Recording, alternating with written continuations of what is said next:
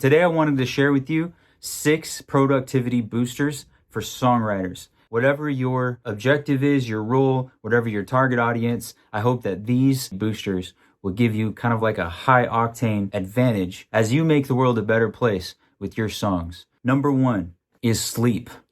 I can literally hear your eyes rolling right now because you've heard this your whole life and you think to yourself, yes, I know I need at least 7 to 8 hours of sleep a night. Come on, bro, this is America, this is 2020. I don't think I can do that. I mean, there's Netflix.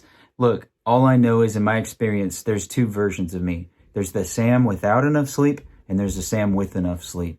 And it definitely affects my creativity. And honestly, if you're like me, sometimes you get your second wind right around 11 or midnight. It's really tempting sometimes, even if I don't have to because of a deadline, to just kind of burn the midnight oil creating something. And I've found that there's a cost to that. I know even this last week, there was a couple of nights I only was able to get 4 or 5 hours of sleep. And I could tell the difference. My outlook on life, my attitude, my patience threshold, how nice I was to my wife. I had to apologize at least once or twice to her because of my mood. But last night I got about 8 hours and I'm feeling great and looking forward to an amazing day today, totally fueled by sleep. Number 2 is scheduling time for songwriting. Honestly, we can't say it enough. If you don't schedule things, you tend to not do them. On the Made It in Music podcast, shameless plug, Jason Ingram said, basically, if you tell me you're a songwriter, prove it to me by showing me your calendar. Ryan Tedder, the frontman for One Republic and the co-host of NBC's Songland, he was saying he recommends spending at least 3 or 4 hours a day songwriting. I just encourage you, treat it like a date, treat it like an appointment, and you're more likely to show up. Number 3, voice memos. Whether you use Android or Apple or whatever your platform is, either there's a native app or a downloadable app that allows you to record low-quality audio notes. If you're not doing this and building up a library of song ideas, song titles, melody lines, hooks, things like that, then you are going to forget them. I heard from Phil Wickham, Leland Mooring from the band Leland, and others that voice memos are an irreplaceable, essential daily tool. In fact, Phil likes to go running, and so on his runs, he's listening to voice memos and honing them and recording other ones. That's dedication. So I encourage you to get something like voice memos, which is what I use on my iPhone, and record all your ideas. Number 4 is CoWriting. CoWriting is no longer just a fun option.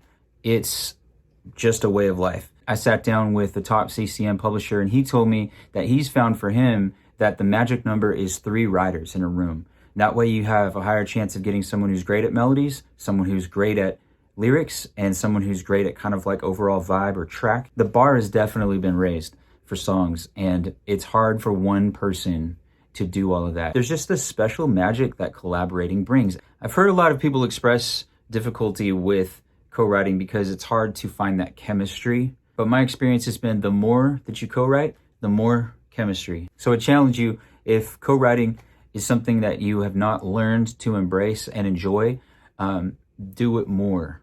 There are a lot of things in life, as you know and have experienced, that it's better to do it awkwardly for a while until you get the hang of it than not do it at all. Number 5, learn to produce your own music. As someone who owns a record producing company, this is probably a really bad business strategy to give this advice. But I've seen way too many people spend huge amounts of money to make records and record and produce their music when they're just not ready. I think it's much more wise to make all those mistakes for free on your own time. There's a time and a place to bring in a professional, but in the meantime, what if you can record your own songs, your own albums, just your own demos, until you have that collection of songs that are worth investing in to make a record?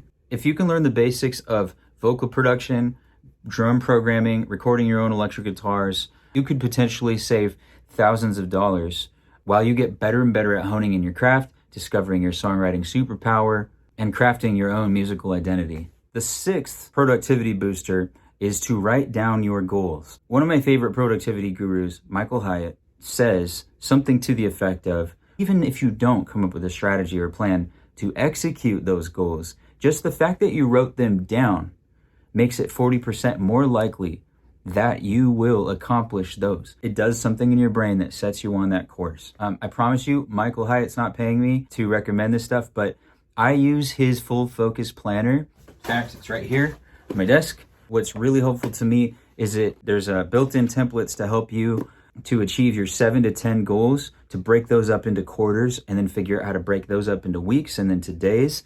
And it helps you accomplish those goals one at a time. Also challenge you to write down some goals that are bigger goals than you think you can even achieve. That's how you will move past the comfort zone into things you never thought you would do. I hope these 6 productivity boosters have been helpful to you. I'm looking forward to interacting with you guys in the comments. Cheers, and remember, build bridges, don't burn them down.